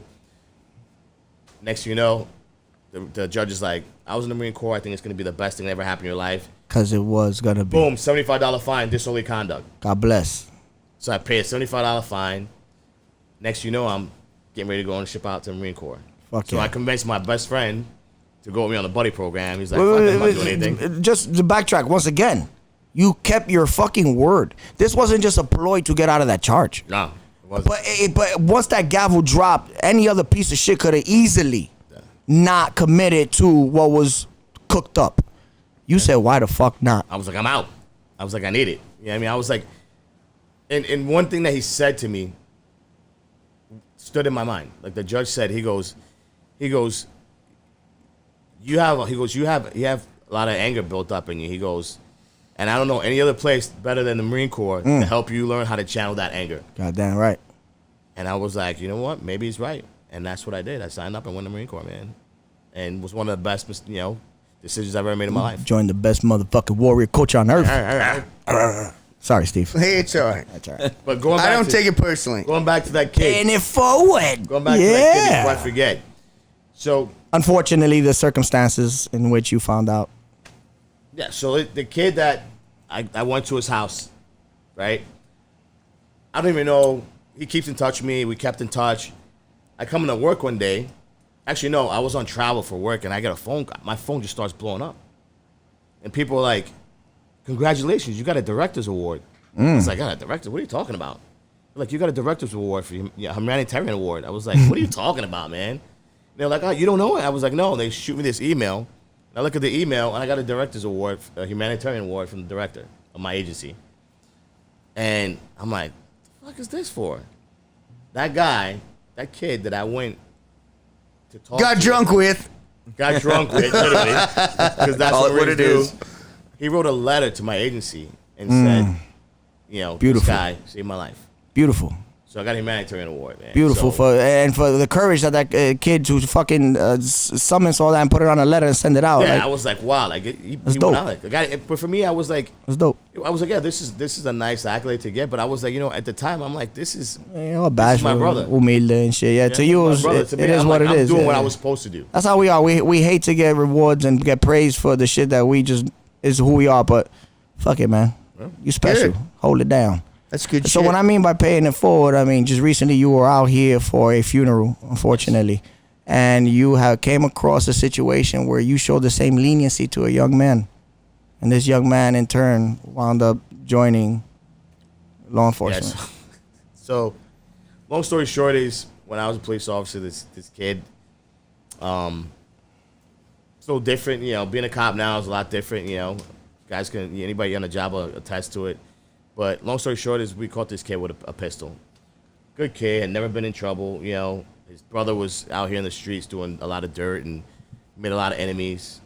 And he had this pistol in the house that his brother left. So he was like scared for his life. And literally, it was a couple blocks away from here that the whole thing happened. Mm-hmm. So I'm getting out of the car to my partner to go to the store, and this kid's walking in front of me, and the pistol falls out right in front of my feet, out of his backpack. And he stops, and he looks down at the ground at the pistol, and he looks at me, and he looks at my partner. And I was like, if you run, it's going to be worse. So Don't he make didn't me run, chase you, stayed there. motherfucker. We grabbed the gun, put him in the car, and my partner's like, dude, we got plans tonight. That's human shit right there. Yeah, you remember those two bitches we He was met? like, yo, we're supposed to be going to Jimmy's Cafe. Jimmy's was You know what I'm popping saying? back Back then. in the day, it was popping. Hey, Terror Squad was popping bottles. Man, back then it was Fat a Joe was patio. still fat. It Yeah, was a patio back in the day. Dude, I fucking love that. Dude, we got fucking plans. Yeah, exactly. That's real shit. Hey, He was like, what you want to hey. do? I was This like, what you want is to a do? little gun too. It's not even a big Yeah, I gun. was like, it's a baby gun. It's a baby gun. So, long story short is, After you scared the fuck out of this kid, let's we hear gave him about it. some corrective, Right? Had a conversation with him. I got you. I wouldn't see anything else actually. And then we told him, we said, listen, I said, I don't ever want to see you anywhere around the police, man, ever again. And he was like, I promise you, you'll never see me again getting in trouble, blah, blah. So fast forward, all right, I'm already working for the government. And I'm across the bridge in the Bronx, and my grandma's right in front of my grandmother's building. This Marine comes over to me in his dress blues, right? He's like, calls my name, calls my last name, and I'm like, looking at him. I say, hey, what's up, Devil Dog? He goes, do you remember me?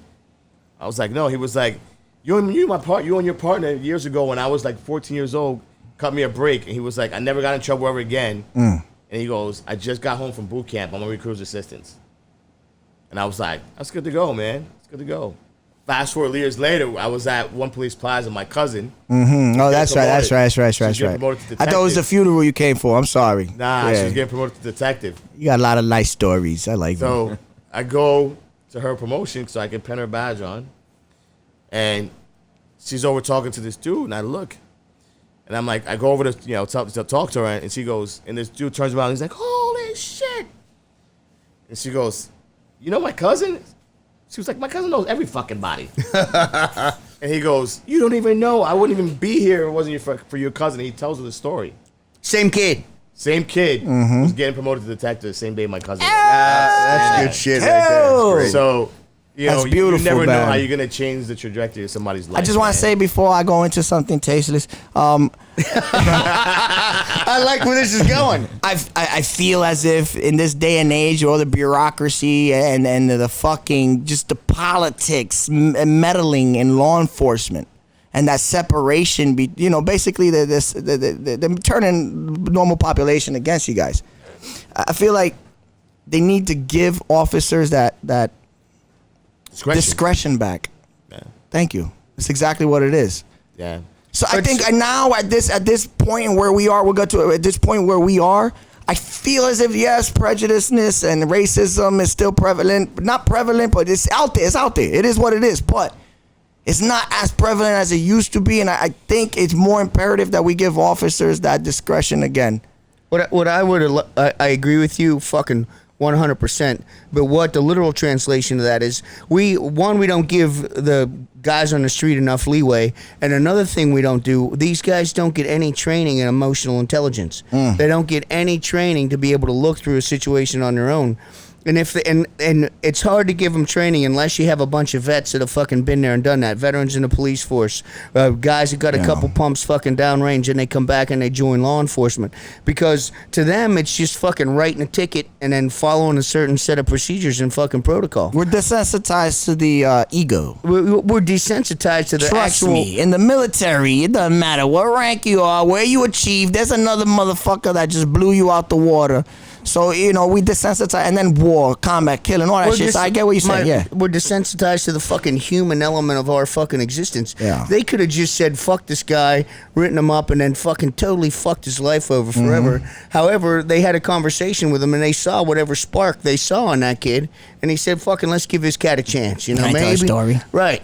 And he fucking felt it in his gut, and it was a fucking human interaction. It's emotional intelligence. Quick story, true Let's story, have it, let's because this have it. motherfucker's a savage. One of my bros, fucking a Jersey City PD, also sniper in my sniper platoon. I'll let you motherfuckers figure that shit out there. This bitch funny as shit, because I was not law enforcement, but my first experience with 2 law enforcement stories were sitting in the team room and listening to a bunch of reservist snipers tell me about their law enforcement day, which was the funniest shit on earth. I gotta tell you, guys have funny stories. This motherfucker pulls over some fucking undocumented individuals, twisted as fuck, for those of you out there that's drunk as shit. And he says, what do you do with them? Hey, what are you gonna do with them? They don't got no fucking documentation, they don't know paperwork. I'm not gonna stay up all night fucking with these guys. They're always gonna drink and drive. I took his keys and I launched that shit into a fucking field by off of, the 95, because that shit's all like wheat looking shit. I said, by the time he finds his keys, he'll be sober. That's discretion. That is. It's beautiful. I'm sure that undocumented motherfucker appreciated that shit while he was sweating his ass off looking for them keys. Like, Diablo, man, that's a nice guy. That's Mr. is very nice, Mr. That's better than alternative. But I think it's hard, it's hard for them to be able to do that now because, with the introduction of body cams and all that stuff now, you can't get out of pocket. Like everything is recorded, so everybody's snitching. You seen the fucking impeachment fucking hearings? Excuse me, who's the fucking guy in the uniform? The guy with the purple heart. You got a purple heart. That was a call me ma'am. Call me ma'am. Call me ma'am. What was it? Lieutenant Colonel, I earned it. Yo, listen. I like how you're doing the pinching my nipples. Because that's what he was like. Call me Lieutenant Colonel. You see this purple heart? Hey, look, I got a purple heart. That shit don't make me the end all be all. And you know what? That shit don't make you a fucking not snitch ass motherfucker. I'm sorry, that's my sentiments about that guy. He a snitch. I want to hear what else veteransresponse.org is doing. Oh, yeah. So we just got back from the Bahamas, right? Nice. Yeah. I want to hear brother. about the water filters. Come on. Bahamas ain't no joke because of the water. There's a Right. lack Water of water issues, there. yeah, huge. And the man. rooftops actually have the lime on it, right? With the grates that kind of deposit the water into a tank. Absolutely. The storm surge that came over. I started doing disaster response after Harvey in Houston. And it was great because I teamed up with some veterans down there and spent a week working out and just sending out food and water. I rented a Ryder truck for a week and drove all around Texas bringing food and water to folks who were affected by Hell yeah. And it just hit me personally, man, because these people, you know, and I see it, one disaster after the next. These folks put out their whole lives onto the front, you know, doorstep or lawns because they've lost everything and they've got to gut their homes because everything's either been flooded or destroyed. And then they have to live in that same place because there's nowhere to put them. And their whole life is sitting in front of their houses day in, day out for weeks at end until somebody can come in and clean that all up. It's very difficult. So they're looking for food, they're looking for water, all these basic needs. And so after Harvey, it was the same time Maria was hit in Puerto Rico. That was a big deal, man. And so my father was in Puerto Rico. I was able to get him off the island like a week after it hit. You know, as soon as the airport opened up, I was able to take him out. But the biggest issue, and this is what really started the nonprofit, was the commodities weren't getting to the people who needed it most. The holdup, the intentional population, holdup. Intentional holdup from all the corruption that was going on the island itself, from all the municipality, the the mayors, the governor, holding up FEMA because we ended up finding out a whole bunch of stuff working with them hand in hand. And their biggest need was clean water. All the waterborne diseases were coming up. And so, you know, going down range, being out in the desert, you got to hydrate, baby. And if you don't have clean water, the first affected are the young children and the elderly, right?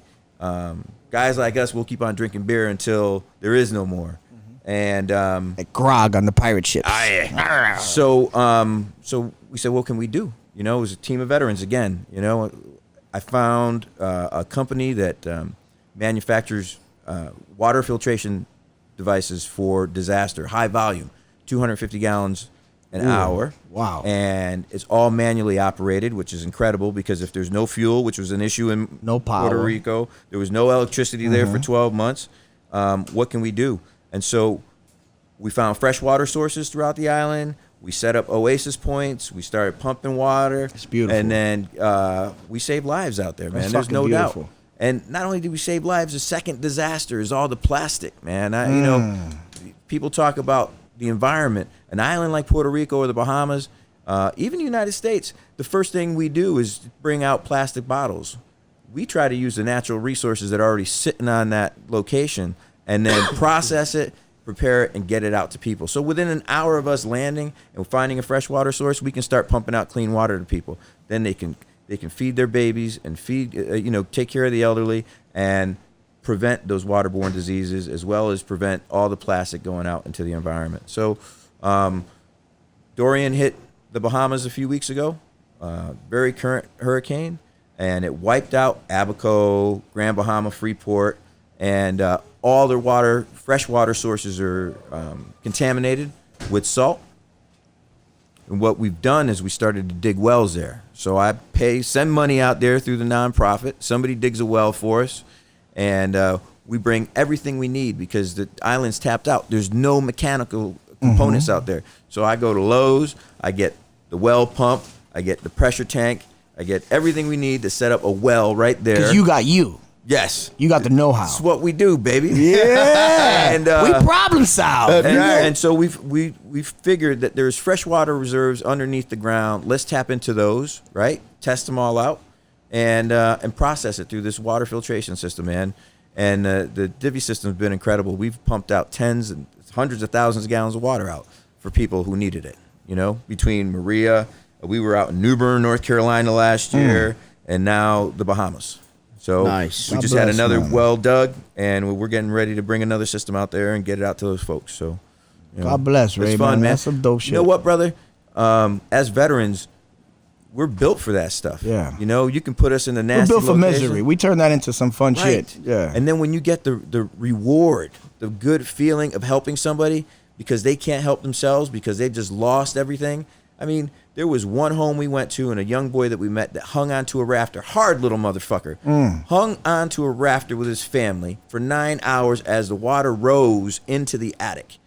All the water was washing their Washing homes out, away. current, all that they shit. lost family members or friends, neighbors, and everything else from across the way. So, I mean, we're into that shit. We land. It's just natural for us to be able to operate in that. You know, we bring our own MREs. We can camp out if there's no place for us to stay.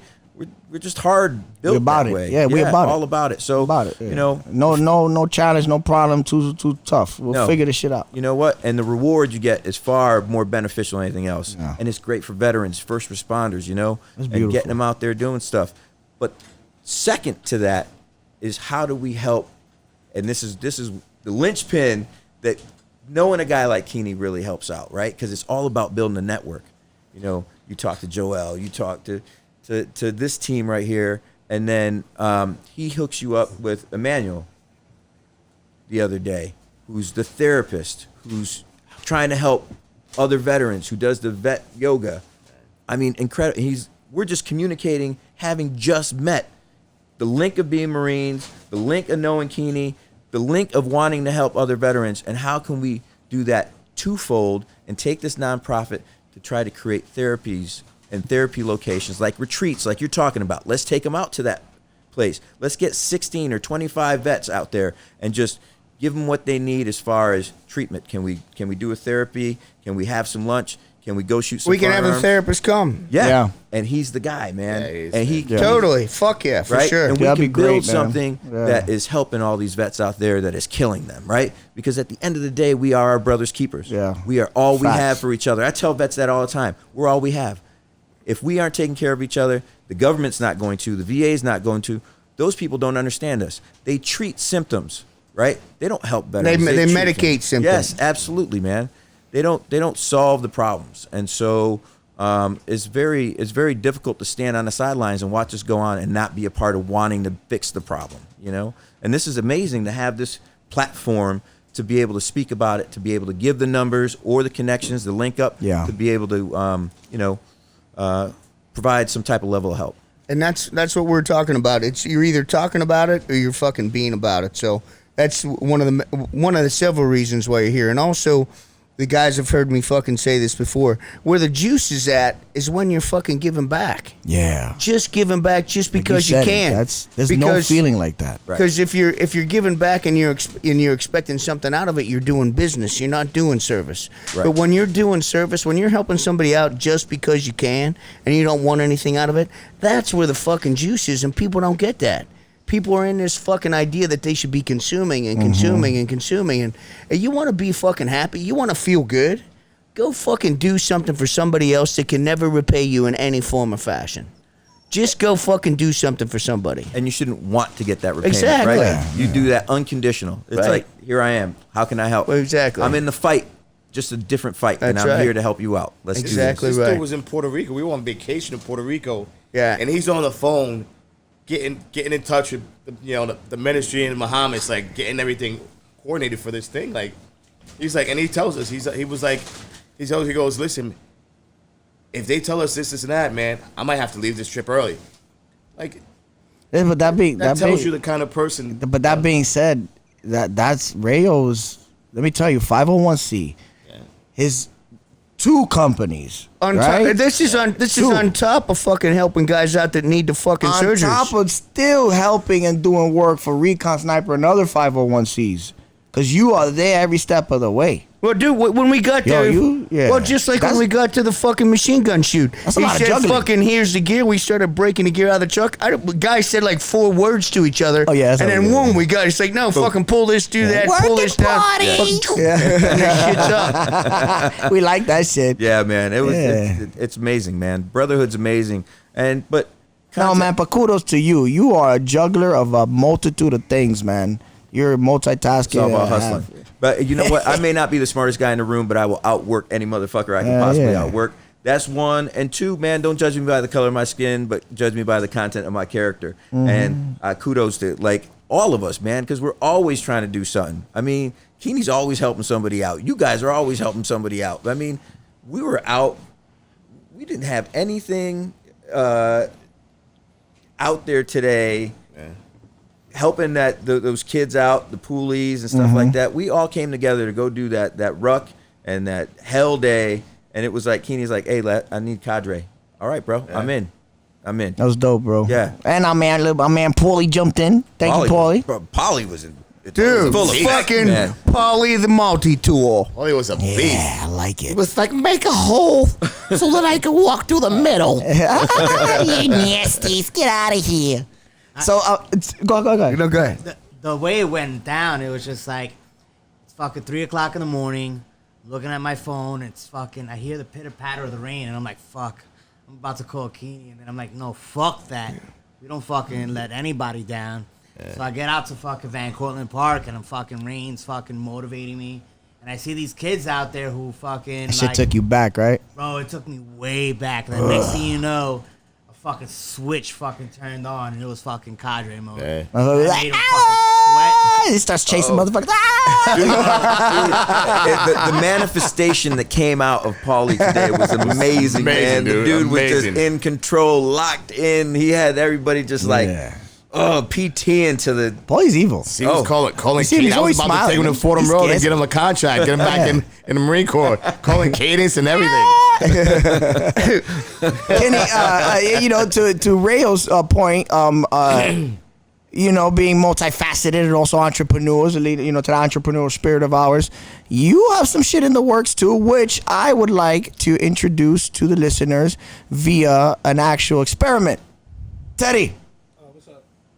A few hours ago, young Teddy here, which Reiza, one of our many assistants, awesome. accuses Teddy of having a very strong nut odor. Bolitis, she calls it. Bolitis. Oh my God. So, it's been a few hours now. Would you care to see if your nuts still smell fresh? Reiza, will you mind? Right. And let me tell you, Reiza better not smell nuts. She don't smell it. It's through the jeans. All right, go in there and nuts. sweep your nuts with your Sweet hand. nuts, right? And let her smell a finger. A little sweep. Yeah. She is gonna kill you. Make sure you practice precision. Go like this. Don't touch your lip with your Just finger. we call it a drive-by. Ooh.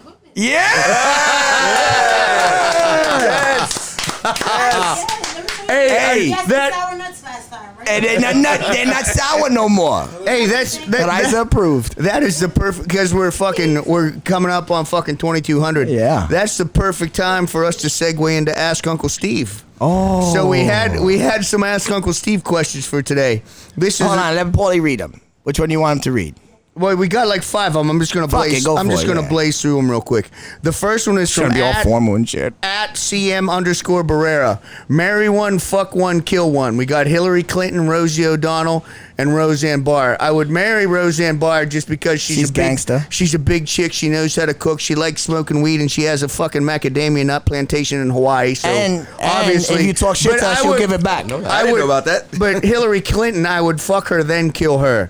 So Rosie Whoa, O'Donnell. so you got one left over. What are you gonna do? Now Rosie O'Donnell, she's just gonna talk shit about it because she is funny. She's watching you. That's right. pass. Say again. She gets a pass. She That's gets right. a pass because Hillary got 2. That's right. I like it. Okay, here's another one. An aimless fake drifter. At an aimless fake drifter. What advice would you give your younger self? Don't be such a fucking dickhead. If you want more, fucking give more. Okay. And I stole that from our buddy fucking at Mitch Aguiar, Smashing Frog, at MASF_Industries, MMA fighter, former SEAL Team 10 guy, fucking great guy. Bad Mama Jam. Fan of the show, fucking solid cat. He's another guy, man. He's all about it. He's all about paying it forward, helping people out. Can't say enough good things about that dude. Here's another, and the other one, this is from at KE_ONI. If you could meet your 20-year-old self, what would you say to him? Same fucking thing. At Marcus Torgerson's, we had him on the show. That's He's a our bro. Krav Maga instructor. Fucking excellent dude. He says, kill ya. What's it like to piss excellence? That's fucking... Marcus. That's some funny God bless shit. you, buddy. Thank you, Marcus, but that's for somebody else, not me. Okay, the next one, at ESQ_beats, possibly anonymous. I don't know what the fuck that means. How would Uncle Steve handle the annoyance of a self-centered short neck roommate? Also, he wants to say, we're awesome and we've helped him out through many bad days. What the fuck is a self-centered short neck roommate? He's obviously... What species is this? Is that a Paulie? No, I think he's making a fucking comment about Paulie? No, about a selfish fucking roommate. Oh, okay. If I had a fucking selfish Paulie owns a roommate house. that didn't fucking respect the fucking rules, man, we're gonna fucking throw down. I ain't playing. Oh yeah, no, you got it. What can I say something? Please do. Something that helped me navigate relationships was don't wait to put out the fire. Don't wait to when you see flames to put out the fire. As soon as you smell smoke, deal with it. Because what happens is you have a tendency to be passive aggressive, and a few infractions go by, and Right. instead of giving each infraction its due attention or due attention, 100% attention, you're bagging them all up into one thing, and it's just. And You're it being an explodes. asshole, and you Right. explode, and you're irate, and you. So if something is uncomfortable and you don't want it to continue, just pause them right there and listen. This is why. How do you I start don't that like off? this. How do you start the conversation You off? started with, and this is one from Uncle Steve's books. Is excuse me, we need to have an uncomfortable conversation, but we just got to get it out the way. Done. And let me tell you, a lot gets done that way. Exactly, because and the reason I say that is when you fucking preface a conversation with that, there's no surprises. You know, because when you're blindsided with shit, then you're going to respond. But if you know it's going to be a little bit heavy, you're down with that shit. And more importantly, be consistent. Don't be a bitch and say you want Ever. something some way and then argue about it another way. Because then you the hoe in the relationship, all right? And he should be, that short neck motherfucker should be writing to us, all right? So know which one of you are in the relationship. That being said, pick and choose your battle, sir. And also, another way to avoid this fucking shit is treat everybody the way you want to be treated. Yeah, I like that. I treat everyone the fucking same way I want to be treated. And you know what? That includes a fucking punch in the face. Sometimes you can't get along with everybody all the time. It's fucking mathematically impossible. Mm-hmm. And if it's fucking time to fucking square up, it's time to square up. It's fucking neighborhood rules, man. I don't give a fuck what you're wearing or where you go to work. Sometimes you got to get punched in your fucking head. Okay, last one. At Pepe, He's so scary. At Pepe underscore the chicken underscore. Pepper the chicken? No, Pepe underscore the underscore chicken. Oh, let me get it right. There's a space in between, motherfucker. No, underscore, dickhead. Pepe underscore the underscore chicken 2260. That's a fucking You're underscore, so right? old. You're yelling at me for the same thing we're talking about. All right, I'm sorry. Jesus. See, it happens. See, I'd expect you to yell at me too. Underscore. All right. The question is, what do you think about all these guys talking about the boogaloo? Okay, The fuck is that? the boogaloo, guys talking about the fucking cops coming in and taking their guns, or people talking about storming Area 51. People use that term loosely to describe a lot of things that are never going to happen. But it's been my experience, like we just talked about here, man. You're either talking about it or you are about it. The people that are the people who are prepared to fucking commit violence if it's necessary aren't fucking talking about it. That's like that. We talked about that. That's like the individual, the egocentrical individual that is trying to manipulate you and comes up to you and goes, You know, I was in the store today and I saw a sweater and I was going to get it for you, but then I threw a fart and I forgot, right? "Why are you telling me you was gonna buy me something? Just buy me the shit." You know what I mean? Like that. That's that. Why are you talking about it? Do it. Don't talk about it. Fucking be about it. And that's what fucking Kini's all about. That's what Ray's all about. That's why the guys are here. They're out of fucking 0 dark 30, training a bunch of people that aren't going to be fucking. Who knows? Maybe they will be, but they're fucking giving it back. You fucking want more, you give more. Yeah, I like That's that. what it's about. Charities, charitable events. Anything you guys got on the crock pot? I know you already talked about your 501c. Thank you for that. We know fucking everyone sings out Recon Sniper Foundation's praises. VeteransResponse.org. VeteransResponse.org. Thanks, bro. What do you got, Ken? You got anything coming up in the books as far as events or charities? Doesn't have to be a charity, but Well, SFTA, Whatever. we got a next month we have Exodus. So Exodus for us is it's an event where all the kids that we've trained that have gone through our program that are in their pipelines, either finished their pipelines or they're graduated from buds or whatever it might be, and they're they're almost done with their pipelines. They come home from the holiday, and all the new kids we have in the program, we step back and we let them become the cadre. It's beautiful. So they get to kick ass to the people. Yeah. You know, and it's kind of a reprieve, a little break for them because they've been getting their asses kicked all year, so they get to go kick somebody else. It's almost completing the circle and also getting them used to being able to pay it forward and volunteering. Exactly. And then that which is going to be super beneficial in their careers because everything in the military is in cycles. That's right. You start out as a boot-ass shower shoe, and then eventually you stressed out losing your fucking hair because your goddamn Lance Cooley don't know how to fucking not drink and drive and shit. Which is awesome. A couple more things I want to sing out. www.semperfi.org and also www.leatherneckforlife.com. Pardon me. ReconSniperFoundation.org, Navy SEAL Foundation, and also SOCOM Care Coalition and VeteransResponse.org. Fucking go there, help those fucking people out, and that's the fucking shit. And our prayers are going out to Chris Osmond's wife, man. Yep. Hopefully she, fucking gets to where she needs to be. Go to at RHUGED and help out. Hit up on their GoFundMe. All right, they got a family that this just took them by surprise, and anybody that knows Chris Osmond know he the real deal, man. It's a great man right there. So go ahead and support if you can. At RozVB, ROZVB. Go and fucking donate, help her out. Well, we did the nut test, but we did not get the name of the product. Nah, he's gonna figure it out. We told him that fucking Sweet Nuts is gonna hit better. We did the fucking research. Ray actually did the research and didn't find another one. And he's not his fucking primary fucking target audience is not 70-year-old gay males. Go on to our Instagram, SOF Bad Monkey, and vote. And under the tile for this episode specifically, I want you guys to comment either A, Balls So Fresh, or Sweet Nuts. B. I fucking love Sweet Nuts, personally. Right out of Jason's mouth, he loves Sweet Nuts. I don't want to sway. I don't want to sway any decisions. Make sure you hashtag smell here. my finger. Smell my finger. Yeah. So, And it's a genius product because, at the end of the day, all feminine products are based around the concealment of it from men. Oh, what do you smell like around a man? What do you? It's all conscious geared towards our perception.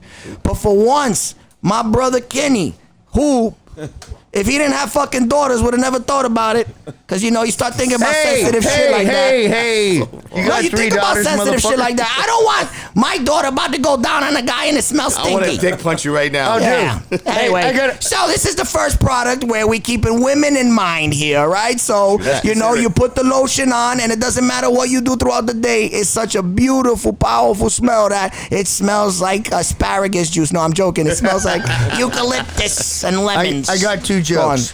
The first one is first it puts a lotion on its skin or it gets the hose again. You like that? I like that one. Silence of the Lambs reference. That's a good one. Yeah. And another thing, you're talking about daughters, right? My daughter's dating a professional boxer who I'm taking lessons from. The kids beat me up about 6 hours a week. Anyway. You gave him some Sweet Nuts? I'm not going to, but anyway, that's funny. He deserves it. We're sitting around at dinner and I'm getting ready to get in the cage and fucking spar with this kid. And everybody's eating. It's my fiance, my daughter, and the kid. And I'm like, while we're sparring, I'm going to pretend that you and my daughter don't have a sex life. And everybody was like, did he just fucking say that? He still fucks Steve up. Yes, we do. Dude, this kid. No, this kid totally takes it easy on me. He's fucking 21 years old, 2 professional fights, both wins.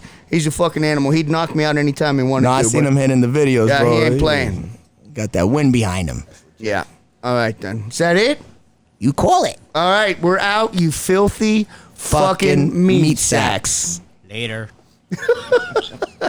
That's legit. Great episode, fellas.